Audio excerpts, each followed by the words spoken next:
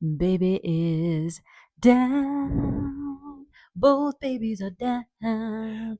Both babies are. Both babies are. Both babies are down. Welcome to season 2, the premiere of our Pretend podcast. We are your hosts. I'm Kevin, also I'm- known as Dad. I'm Krista. Mom. Yeah, Just a regular that's right. mom. Mom, We're just a regular mom and dad mom, my kids. who have not spoken to each other all day because of our children and work and just Yeah. the madness of life and being in the 2 under 2 club. And we're talking to each other for the first time today. And we're inviting you guys to join us in that convo. Yeah. Why not? Why not? Why not? Why not? We need to spice up our day of just responsibilities and hard things and do something just randomly for fun. Oh my gosh, this is our down. second take, by Yeah. the way, because our 2-month-old keeps waking up the second that pacifier falls. This girl is so talented with just projecting that pacifier when she's Yeah. done. It's impressive, but then she goes searching for it and it immediately undoes everything that's impressive about it. She just ends up crying and then she wakes herself up. And so then here we are. Here we are running up the stairs like we weigh 400 pounds with these creaky old wooden steps, sweating, trying not to wake up the toddler. Yeah. Anyway. Yeah. What are we doing? We're here. What are we even doing at our Pretend podcast? We have a really fun little series that we're doing this season. We're on YouTube now, so that's exciting. Check Maybe it out. Scooch in a little bit more towards me. I don't know. Like Can this the one? people see? Can the Am I people in? see? Am I There we go. It in looks a now? little better. We both listen to podcasts. Yeah. Different podcasts. Some podcasts we both enjoy listening to together, but that's a pretty rare occasion because we're kind of like divide and conquer right now. Yeah. Krista gets any moment Krista gets, especially when you can. Like I go to the bathroom. Yeah. Podcasts. I don't listen to a podcast in the bathroom, but any free moment I get, I go to the bathroom. And then it's back to nursing and juggling toddler and changing 2 diapers and But I usually listen to podcasts as I'm falling asleep at night. If I ever drive alone somewhere, usually to a doctor's appointment, that's literally the only. I drive to the grocery store and to the hospital. It's our kids' doctor's appointments. Exactly. Let's be frank, because man, I mean, we haven't gone. Those kids are like the center of everything.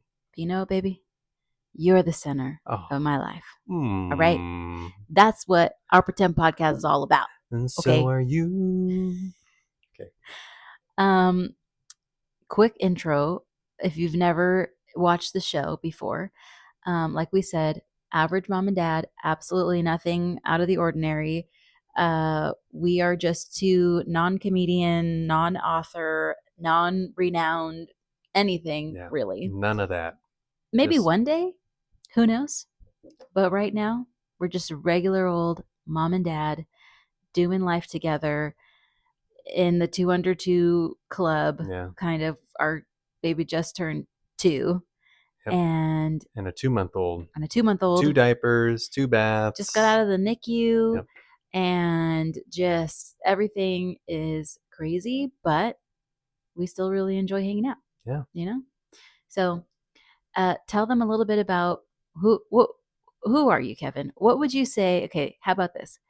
What is your absolute favorite way to spend like the freest time? Like there's no to-do. Like I usually give him the longest to-do list on his days off.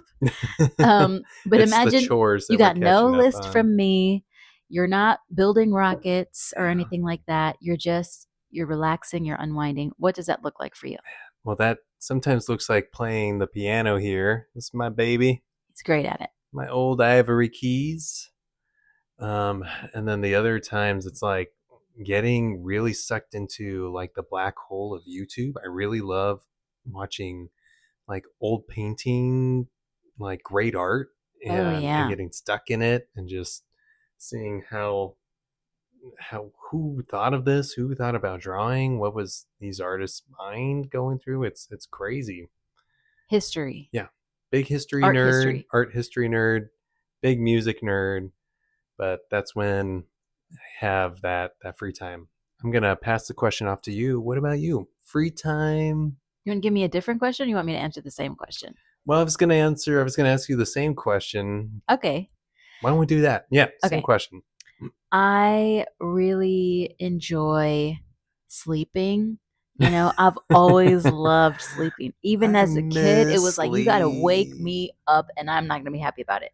In high school, I had to wake up at like 6 a.m. every school started at 7:05 a.m. It was something weird like that. My high school, I did a 0 period. That was 6 o'clock. Ugh. You remember? Well, then Remember when we all had energy to do high school really I didn't feel early? like I had that. I ran cross country and track and field in high school. And it was like, I just felt like I was at school from 7 in the morning to 4 o'clock in the afternoon. And then I had like a ton of homework. And then I also was like on the worship team, my high school band. And then I'd be going to like rehearsal for that. And then they're at church until like 9:30 at night. Wow. And on the weekend, I was just like, oh, I just want to sleep until noon. But my mom would be blasting the cleaning playlist, on our big O. We had like Yep. 7 CD Yep. player that would just rotate. Grab the gloves. I was never able to sleep in like I wanted to, even as a kid.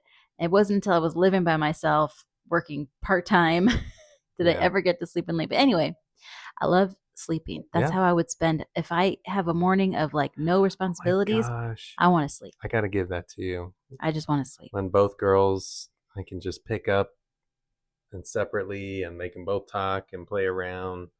I'm gonna get you that. I throw these little ideas sleep. at Kevin, like, we got this double stroller. It's so nice. Wow, I took the girls out in the double stroller. Maybe you can take the girls out of the double stroller sometime in the morning. You take a walk every morning. Maybe you could go with the double stroller. And it's hanging out in the front door. I left it I'm just in front of noticing I left it at the bottom of the stairs, like an inconvenience, a tripping hazard. Yeah, it ended up in the garage a couple of times, and it still hasn't sunk in. Now it does. Sleeping or gardening. It's no secret. I love gardening. Yeah. It's beautiful. I have really what got me into it was the worms, the composting. I loved just like, kitchen scraps. My worms are multiplying, and I got this rich, dark soil. Mm-hmm. And then that turned into growing. Things grew out of my compost pile, and then I would just transplant them to other pots. And I was like, if you got good soil, you grow anything. Krista's hobby is great. The gardening, when you ask me to water, is when I get terrified. Because doesn't take much. You're talking about a guy who has never let something live that is green. And so I'm scared if I'm overwatering. I'm scared if I'm underwatering. Nah. The fact that you asked me, I think a week ago, and I did it, and nothing died. Nothing died the next day. It was amazing. My biggest fear, like I had a morning appointment to get to, and I was like, please, can you water the garden? Because it's 100 degrees today. Rockets, no problem. The tomato leaves were like, ugh. And then the next day it was like, ugh. And then I was like, you will come back to life. And then today they're like, okay. Yeah, they're alive. We got tomatoes coming down the pipeline. I can't wait. Heirloom tomatoes. They're so huge. The tomatoes are barely hanging on, but yeah. That's just a little bit about us, a little insight into who we are. You'll get to know us as the show goes on, but let's jump into the first podcast sharing of the series. Let's do it. Today's podcast that we're discussing on our Pretend podcast is by the Think Biblically podcast. Go ahead and tell us the title. It's two professors from Biola University. And the title of this episode was Saving Civilization with Marriage. They were interviewing a sociologist. His name is Brad Wilcox. And you and I thought this would be the perfect thing to start talking about, because this sociologist is saying that the union, like the United States or our country, the union depends on unions. I thought that was pretty punchy. Yeah, the union is held within the unions. I did find it very fascinating. This was what drew me in Mm. because this guy opens up with you have two ends of the spectrum. You have the far left, the far right. You got the super feminist movement, you know, the Mm-hmm. modern day feminists who are like, marriage is an absolute scam for a woman who wants to be, you know, self sufficient, free, That's right. enjoy her life, not be a slave, basically. And then on the other end of the spectrum, you have like the Andrew Tate Oh far yeah. right following, Yeah, it's weird. who's like, I don't believe marriage is anything but a scam for men. Yeah, Basically, it's a they scam threw for right, men. Yeah, they're yeah, both scams on both sides. both sides who basically have nothing in common together. There's absolutely Yeah, nothing. they don't like each other, They and they do not overlap, and yet they both agree that they hate but marriage. they're both anti-marriage, and I Wow. found that very interesting. And the I don't know, the messaging that you hear over and over, it always has to do with finances on Mm-hmm. both ends. So there's finances, there's like quality of life, and then there's basically like I don't know, like the aftermath of Mm-hmm. this person not perfectly serving you and things ending. Basically, it's like your life is over. Yeah. So it's like this will be the destruction of you is the message in every category of your life. And that is just made up according to the guy in the Yeah, podcast. they started debunking them. He's going through things and he's debunking the financial aspect, the Mm-hmm. happiness aspect, and basically just bringing it back to this very simple model that like every civilization is built upon. That, like, if you think of Mm. a society is mainly made of families. Wow. So it goes like kind of beyond marriage, Mm-hmm. but technically, when we were married, we become our own family, even without children. You have a husband and a wife, you're married, you are now a family. You prioritize each other over your immediate family. You're now Hmm. like the new family. You know what I mean? Yeah. Well, you know what's weird? It's like our celebrities, and you think about like famous celebrity singers, like there's no they're single, right? There's really no And they only just sing about heartache. yeah, there's no like stardom about the family, and there's no family star power in it all, which is kind of weird, except for like some of our like maybe more classier legacy like singers like Celine Dion, right? Like very happy about being a mom, but that time has come and gone. She's not really in the spotlight until recently, where she was amazing at the opening of the Olympics. But Well, and look at Adele, who kind of left yes, to like the biggest touring artist at that time, and then was just like, I'm for focusing on my babies. for them, family was the higher priority. But at the same time, because they went away from the spotlight, the family is not the spotlight for other people to think about family. Isn't that kind of weird? You know what I'm Like it trying to doesn't say? highlight. They're not It's highlighting it. people Yeah, still aren't convinced. because a family is very personal, and I get that. But also in our society, it's like it's not also being highlighted. Mm. It's not being shown that a family is important. A mom and dad are important. Yes, our current culture has really shifted Yeah, it really has. to being anti-family, anti-marriage, and anti-children, I Mm, would say. Like anti-monogamy even, because now we're seeing people who are married flaunting open marriages. And it's mm, just but this guy makes a great case in the podcast about how like husband, wife, children, like monogamy, and children lead to the most ideal form of society mm. that has the least amount of poverty, the least amount of crime, the most amount of life satisfaction, happiness, Yep, joy, yep. fulfillment. it's even physical health. So men who are married live longer. It's like, it's pretty remarkable. Because you're chasing after those kids every day. I know the kids are keeping you young, the wife's keeping you fed, other than just like Doritos and I don't know. Okay, side note, my dad, I just love him to death. But without a wife, he would just eat hot Cheetos. I have witnessed it. Hot Cheetos and a beer for dinner. Well, when we were newlywed and you kind of left for the day or something, I followed the same suit. I would just not eat. I don't know if who Yeah. else is like a husband or you're just kind of like on your own, or you can skip a meal and you can be fine, but Just that's not becomes low fine. priority. And there's the thing, it's like girl dinner. It's like we don't have to worry about feeding anybody else. I do the same. It's like, I all right, love the girl I'm dinner microwaving my meals. turkey meatballs Yep. and I am squirting some barbecue sauce on it, and that is it. Okay, I don't want to wash another dish. That's But, Michelin star though. but The every Trader night, Joe's. I think the difference is like girl dinner is fun for like maybe a night or two. But then you're like, okay, it's time to get some nutrition in the body. Yeah. So having a spouse for men like myself has kept me healthy and kept me from dying. We're being a little dramatic. We're Yeah. being a little bit Okay. tough. Yeah, we are. Okay, to debunk the claims, right? So let's take the Andrew Tate guy for example.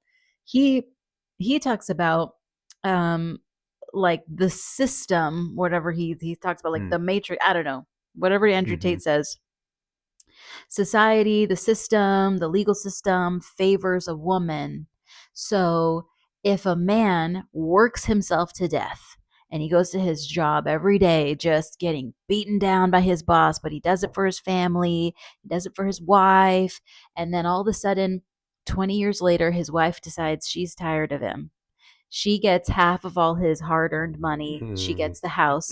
She gets the kids. She gets custody because the system favors mothers. He gets to see his kids every other weekend, but he's paying child support. Right. And he's just left in ruin, according to Andrew Tate. But what did the evidence actually show? So there were studies, and one of the things they talked about in the podcast was like they compared salaries. This was the most mind blowing thing to me. The salary of a married man who's providing for his family compared to the salary of a man who's cohabitating with a partner and splitting things like 50-50, Mm-hmm. and the salary of a single man, no spouse, no cohabit, just very single. Mm-hmm. The married man, and this was also same age demographic, like the same, I think they said same age, gender, and field they compared. So like Yeah. you're It would another be same 30-year-old occupation. aerospace Yep. guy, whatever, Yep. who's just totally single. There's enough of those, right? So. Well, Oh, wait. That came out weird. Never mind. Keep going. if you're interested, there's more. There's more of these apparently. He compares them. The married guy, the average salary a year was like $96,000. Yeah. The next guy, the cohabitating man, his average salary was something like $65,000. The super single guy, $45,000. Like half Yeah. of the married man's salary, which was just like, Yeah. that's the data. Like that's the numbers. Yeah. I kind of found it hard to believe. I expected the married guy to make the most, but I didn't expect it to be double. And the messaging to the Andrew Tate follower is like, when you're a single guy, you can just focus on work, work, work, and become a millionaire and work super long hours and work hard and start your business. And you don't have a family dragging you down, but yeah. you don't have any, like, you can just run far towards and fast towards the wealth goal. Right. And here these numbers are kind of pulling back that curtain, and you're finding out that who's scamming who? Yeah, well, the sociologist, right? He's trying to make sense of all these numbers, and what he's finding out is in that single like status, like he's finding out that men are not as motivated. Mm-hmm. And so if you are let's say you're feeling really burned out from a job, it is more likely that the single man will essentially like quit with no plan, right? Because he doesn't have to face anyone. He doesn't have these responsibilities Responsibilities or depending on motivation, him. right? And so the harder, smarter kind of husband and father would, let's say he's also feeling equally burned out, he's actually going to look around, start interviewing, and make sure he secures a second job. And then he's going to, Right. turn in his 2 week basically. Right. And so that was something that he noticed trying to make sense of those numbers. I thought Yeah. that was spot on Because a because we would do single, the same. you did exactly that. Yeah. Yeah. The single guy might have a gap in employment. Well, he quits this job. He's looking for another one. Maybe it's a couple months before he even gets a new job. Maybe it isn't even a higher paying job. Now he needs a job. He's got Right. to take the first thing available. Um, you, when we first got married, were, you were making X amount of dollars at one aerospace company. But it's like, okay, I'm married. We want to buy a house one day. We want to have a Mm-hmm. family. It's time to really work hard on increasing the salary. So then you're interviewing and then basically got like a 50% pay increase Yeah, that was by wild. going for another job in another better position. But the drive was there, not even because I was like, you need to make more money. It Right. was just kind of like we were just dreaming together. Yeah. And it's like, wow, what would it take to purchase a home one It day? was motivating, right? And so when he said that, what was that? Like, I felt seen. I felt Yeah. seen. But it made a lot of sense. It was like, wow, okay, yeah, that's what you would do. I think we talked about, like, let's say, you know, like there's tough times ahead. I do get laid off or something. Like you and I we're so motivated. We're so happy with our family, and Mhm. we want our girls to be happy that I would be picking up the next job. Is it the fast food? Is it a graveyard shift? And just trying to make ends meet. That is someone who would say who is an active person Yes. versus what Andrew Tate's finding out, or those Andrew Tate bubbles where it's all about pleasure. Maybe it's working really hard, but you also are partying. And Mhm. now it's not so much the work. You find out that active male, the Mhm. ideal male, Andrew Tate males, it's really the reverse. Yeah. Yeah, I think like lifelong singleness or avoiding commitment, even if it's a commitment to your community and making sure you're somebody who leaves a place better than you found it as like a an active giving member of your community. um it creates this passivity Hmm. in a single person. Just there's really no, you can be very comfortable. My brother, he would be okay with me saying this. He lived in a house. We were just at a birthday dinner all together talking about this. When he Mm-hmm. was in his 20s, he lived in a house with like 9 men, and it was a 6 bedroom, a 5 or 6 bedroom. There were beds in the garage, Yeah. and it was like 9 dudes living together. I think each of their rent was like around $200 to $300. Nuts, Okay. right? Because there were so many of these guys living in one And house. you would think save, right? 200, $300. I have a job. Yeah. I'm just going to save because you can't get that kind of rent. But what ended up happening was these guys, because they're just single, they don't have responsibility, their rent is super cheap, they would just like work super part time at like the YMCA Mm, and then just hang out with the dudes and just do fun things and never had a girlfriend or were even pursuing relationships. It was just like, that sounds like I'm going to have to pay for somebody's dinner. That sounds like I'm going to have to mm, work on myself. mm. But you can be very comfortable as a single person.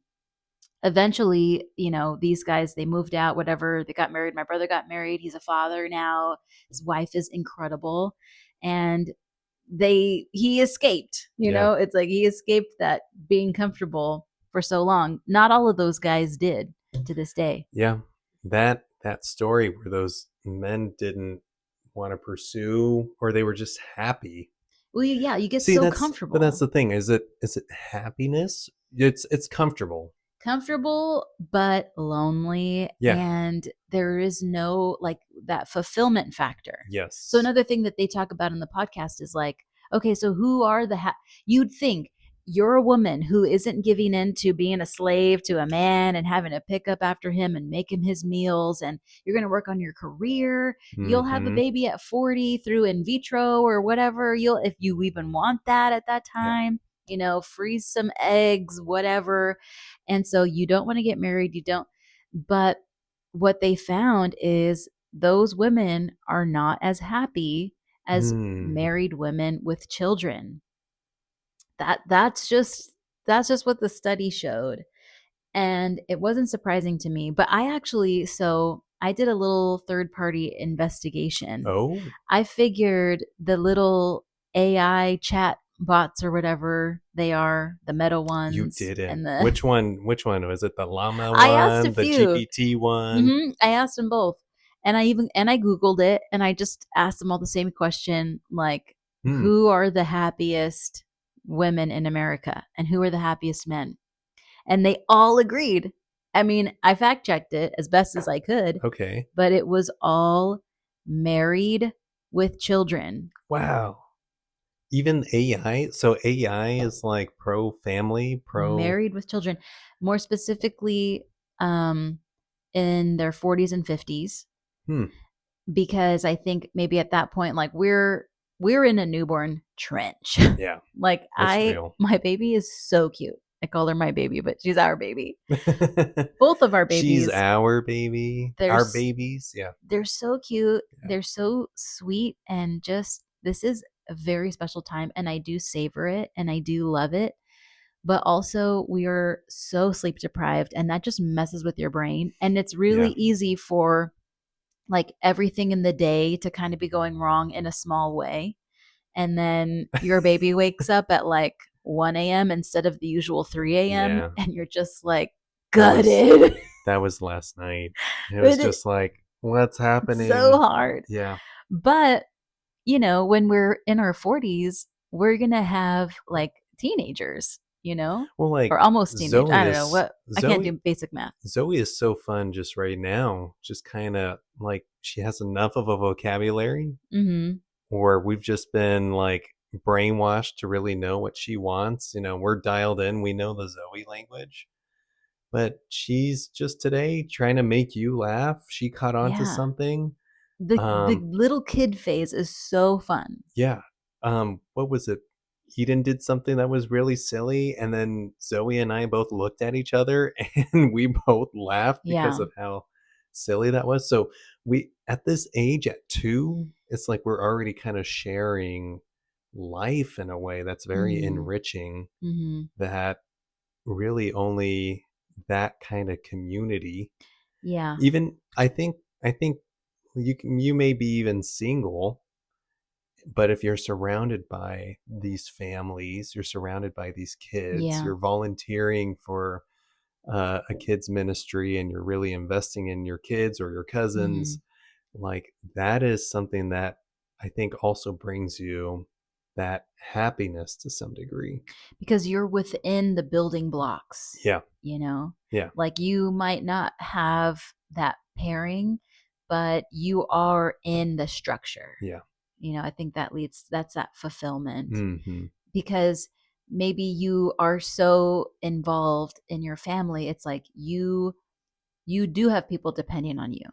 And I Yeah. remember that was something that you guys talked about in the men's, there was that men's ministry Mm-hmm. thing, and one of the, I don't know what you guys called it. I would say like a pillar of manhood is that a good man will seek to solve problems he did not create, Yeah.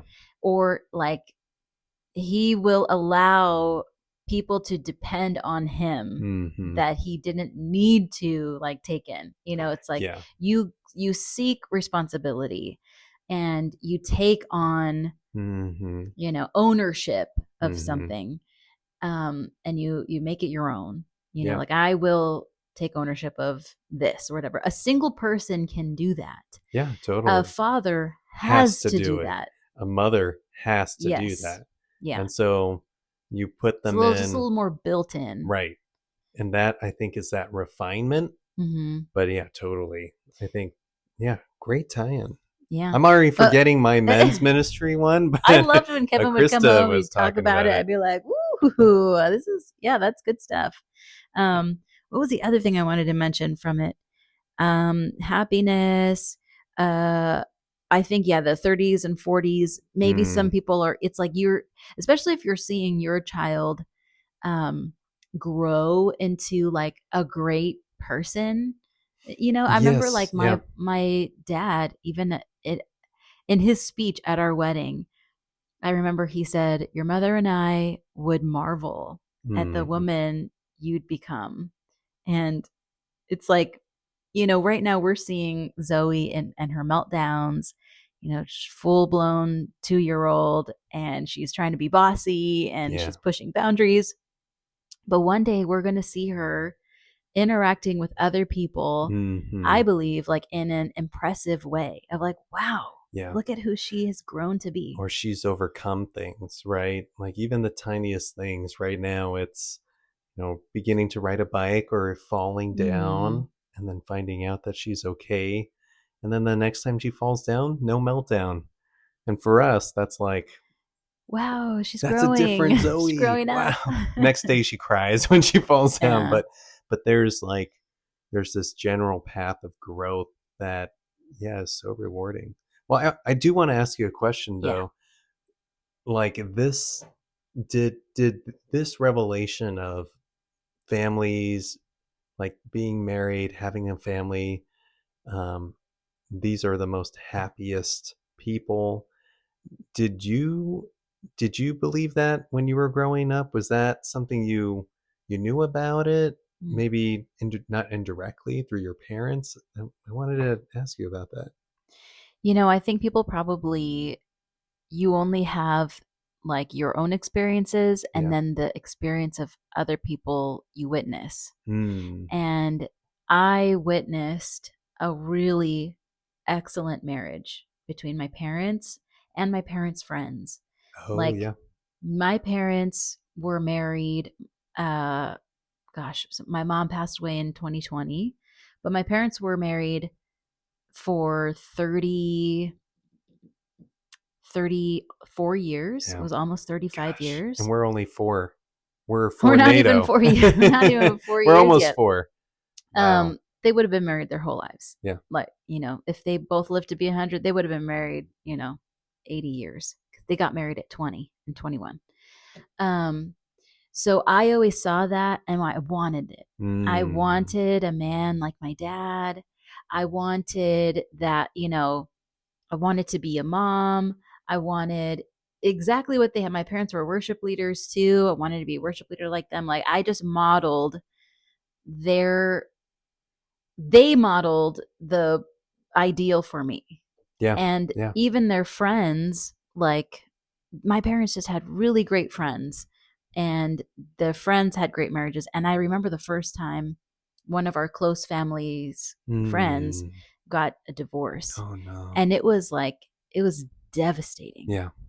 It was really devastating. And my parents had to kind of like sit me and my brother down and like really talk about, because it kind of freaks you out because you don't, as a kid, I don't think you imagine it even being a possibility. Yeah, but then you saw your friends do it, so naturally, And then oh, it was kind of, can my mom and dad? I never thought that my parents would get divorced, Yeah. but it did scare me. Like, Yeah. it did put this like, whoa, married people can get divorced, you know? There was a sense of being invincible, It was just kind of and like then fairy tale, yeah. maybe in one sense. But so when you're a kid, everything is just kind of, I Yeah. don't know, ethereal. Yeah. Yeah. And then as you get older, you start to see, like, my mom, when I was in my 20s, my mom started sharing things with me about my dad that were like, oh, I didn't know he was so immature when you first got married. She's like, you're so Mm. hard on these boyfriends.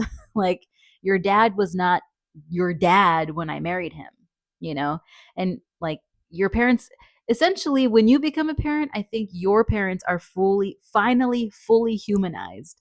It's Mm, like you finally yeah, they see can your share parent as like a everything. human Yeah. being that's flawed and whatever.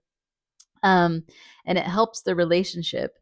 But I think, yeah, when I was a kid, I I saw marriage. I saw it as an awesome thing, and I really wanted to be married. Mm, But it took me so long to find somebody that I felt like I could see as the father to my children, and somebody that it's like we're going to be married forever. yeah, that's me. What about you? Um, I would say the same. I saw my parents in a very good light. I saw that they both worked really hard. And so I knew that, like, being married, having a family, I think we also grew up around a lot of families as well. And so I I think innately knew, yeah, I want to be married. I knew I wanted to be a dad. Mm-hmm. Like, those were long-term goals.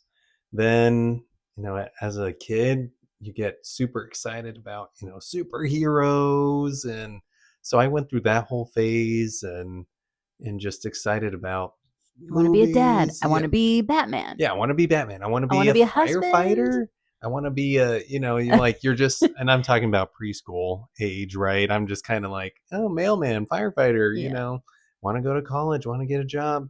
But, like, why did I want to go to college? Why did I want to get a job?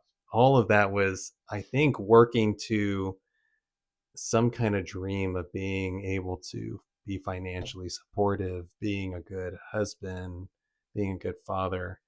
Um, there was a bit of like a reality check when we were engaged, and my whole vision, my whole plan was to get all my schooling done, then get married, then have the kids. Like, I had my own plan. Mm-hmm. And then when we were getting engaged, all of a sudden that ended up being quite different. It was getting engaged while still working on my master's, still in school, still taking classes at night, still working on a thesis, wedding planning. And so that took a lot of Well, adjustments. because COVID happened, Yeah. and then it's like schools closed, Hmm. school closed down, and then it's like, okay, how long are we going to postpone our wedding? How long are we going to postpone school? How long? And we were forced to look at like what is the most important thing to Right. us, and in the end it was to be married, to Yeah. start our lives together as husband and wife. Yeah. COVID really had us think, what is the most essential thing? Mm-hmm. Like the wedding. Of course, it would be fun to invite everyone, but we are just given this amount of Yeah. people. Okay, well, truly, my joy is to be married to you. And so that doesn't look like 500 people, though that would be fun. We had But 100. yeah, It was it good. was great, but we took what was essential. I think trying to tie that all in, as a kid, I used to think being superhuman was the ideal for being happy or being Mm, strong, mm. being the most powerful, being looked upon as great, being the smartest. And then nowadays, what I see, like, actually being a superhero is like being that parent or being that spouse, taking on the responsibilities with just having that human strength Hmm. and having that, like, human mental capacity. I'm trying my best to help save or help protect or help, um, support everyone around us, our family, our family's family, and everyone. And that, to me, is not like now the That is new, heroic. that is the heroism, Yeah. right? So I don't know. How did I do? That was my thought about, you know. Yeah. But I think you bring up a good point in that like what's modeled for you, what what you witness as a kid, like imprints on you whether you are aware of it or not, because I think people who do come from divorced families or who have witnessed Mm, really like abusive relationships or just anything that would have some negative seed planted. Yeah. Like it's probably, I know I've talked to friends who are really afraid of getting married because even though their parents are married, it's like my parents don't have a good marriage. My parents stayed together, Yeah. for the kids, whatever, but they've just never been happy. My poor mother, she's berated by my dad. It's like I've heard all these stories where you become a lot more fearful of marriage. It's Yeah. less of a like fairy tale dream and more of a like a reluctant, like I don't want to be alone, but I don't know if I'll have, I don't think the fairy tale exists. I don't, not that I'm saying it's a fairy tale, but I do think there are just experiences we go through and experiences we witness that shape our view of pretty much every ideal we could aspire to. Yeah. And for better or for worse. And it's the Andrew Tates, it's the other side that help feed that fear. Right? Well, then you get sucked into following certain people that are confirming this little seed that was planted in you that you were already tempted to believe, where it's like, okay, I mean, you even see it in the Christian community, where it's like, okay, when I get married, I have to, just absolutely focus on pleasing my husband all the time and just becoming submissive to him and doing whatever he says and whatever. It's like, gosh. or you might, because maybe that's what you were taught. And when somebody throws out something like, yeah, but you make decisions together as a married couple, it's like, no, the man makes decisions and blah, blah, blah. Yep. And then somebody seeing that is like, okay, well, I'm not going to be a slave. Like that could, it's like,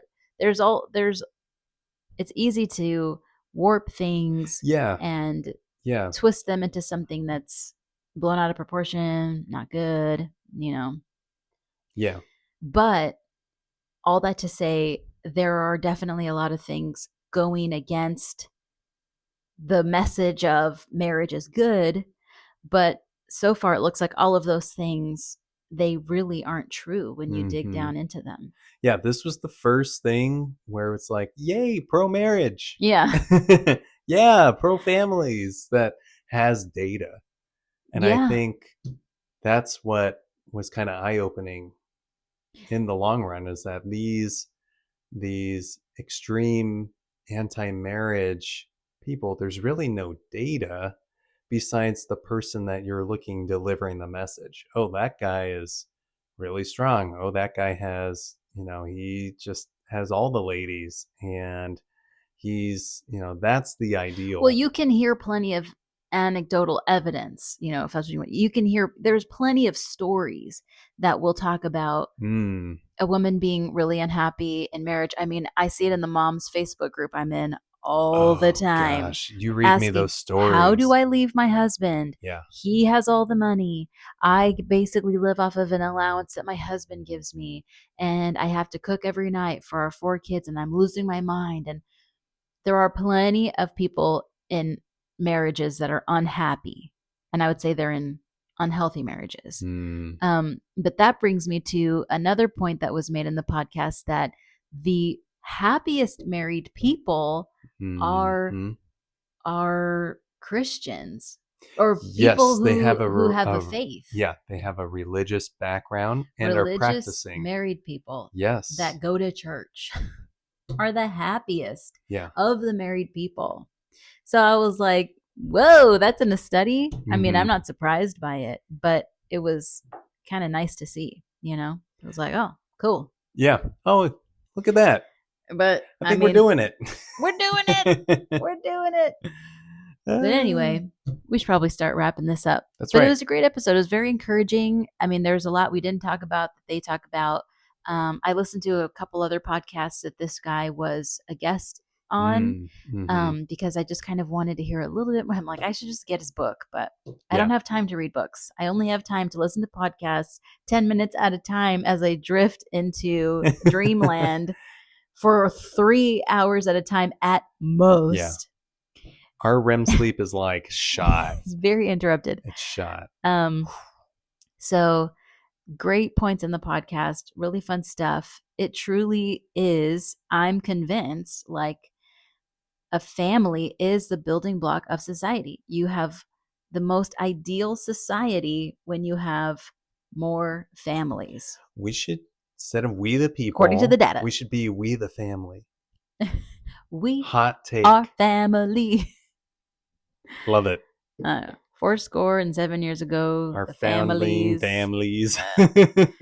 Anyway, one more thing. Yeah. What was the highlight of your day today? I just want to know. Highlight was, it was kind of a low light, but at the same time, just something that was so funny. I went into the office today and I brought the instant ramen because that's the only way to try and really feed myself. And I don't make Kevin's lunch. I walk into the break room and there's no chopsticks and there's no forks. And so, but there were 2 metal butter knives. And I'm like, this is what I have to work with. And so I took a picture. I showed Krista. Yeah. That was my highlight. It's like, get this. Your ingenuity. I'm eating like noodles with 2 butter knives. And I said, at least they weren't steak knives. And I felt pretty proud of that. But I wanted to share that moment, that low great. Moment with you. That was my favorite. You went into the valley, yeah, and then ascended triumphantly. This is what to the mountaintop. Comedy gold is like, just in my lap, and I just felt like that was the best. You made a good joke, and that was the highlight of the day. Yeah. That's great. At least it wasn't steak knives. Tell me you're a dad without telling me you're a dad. Nice. What was yours? Your highlight? My highlight, well, I'm going to try to not be lame and say I took a shower today because that was actually pretty great. That's a big deal for us. It was really nice. But I would say like highlight, like really high moment was I went on a walk with the girls in the double stroller. Wow, we do that when it's like crisis hour. It's like dad isn't coming, like everyone has already taken a nap. Dinner needs to be made soon, but dad still isn't home. And I'm juggling 2 very awake little ones. So we're sticking them in the stroller and we're walking outside. And eventually Zoe wanted to get out and walk. And she likes to play in one of our neighbors' yards because they have a bunch of little river rocks. And when she was playing in the rocks, Eden was super awake. And I like hid under the stroller. And then I popped up. And then I hid under the stroller, and then I popped up, and it was like, "Hi, baby! Oh, hi, baby!" And she gave me the biggest smiles. It was like the biggest smiles I've ever seen from her. Newborn smiles, full like big dimple on one side, mini dimple on the other, and I was just like, gosh. I was melting in the best way. That's incredible. I haven't had the big smile. I thought I was going to get a laugh. I thought I was going to hear her laugh for the first time. It didn't happen, but I feel we are close. I think if you do that again, you do like the best hits, you're going to get that smile. Yeah. Everything is just again with a little kid. Mm-hmm. You really can't overdo it. Yeah. You get tired, but they don't. Again. Yeah. All right. Well, anything else you want to add before we wrap it up? No, I think we got to wrap it up because we were working on our sign off. Do you remember it? Oh, shoot. It was like, well, we got to go because back to being mom and dad tomorrow or something. Back to the bedtime, back to the night routine. What was it? Shoot. Yeah. We'll workshop it again. We'll figure out a good sign off. That's right. But for now, I don't know. What would a dad say to... What would a dad say? Oh, how would the average mom and dad just sign off of their little podcast? And just say, well, back to life. I'm tired. Yeah, I'm tired. And you know what a dad would do would just be, well. Oh, that's right. You need the grunt. Yeah. Like the weight of the world on the shoulder lift and also the stand. How about, well, we've got to be up in 3 hours. Yeah. So we'll see you next time. Bye, guys.